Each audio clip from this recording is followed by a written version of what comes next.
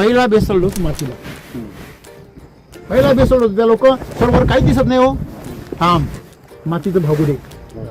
दुसरा basal dose तुमच्या फ्लावरिंगला, तिसरा बेसल डोस सेटिंगला आणि चौथा बेसल डोस साईज. किती सोपं सूत्र आहे फळबागांचं हे सूत्र. तुम्ही जर पहिला बेसल डोस लेट केला तुमची माती काय राहणार, वातावरण बिघडलं तर माती पिकाचं साठ सोडणार.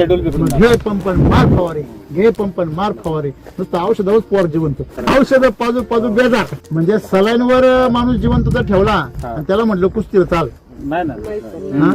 त्याला खारीक खोबरंच पाहिजे. हा कसं बोलले, काय पाहिजे, खारीक खोबरं पाहिजे.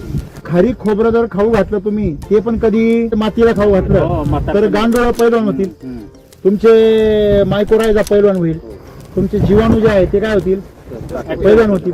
मग तुमचे जमिनीचे सगळे जीव जर पैलवान झाले तर तुम्ही आरामशीर पाऊस झाल्यावर घरामध्ये झोपून घे. लोकांच्या पाऊस झाल्यावर काय उडतात, मग तुम्हाला जर पावसात आरामशीर झोपायचं असेल, ज्या वेळेस तुम्ही बेसल डोस टाकता तेव्हा तुम्ही जागे राहा आणि प्रत्येक झाडाच्या त्या जीवांना, पांढऱ्या मुळ्यांना, तिथल्या मायक्रोरायझाला, गांडुळांना खायला मिळतं का पहा.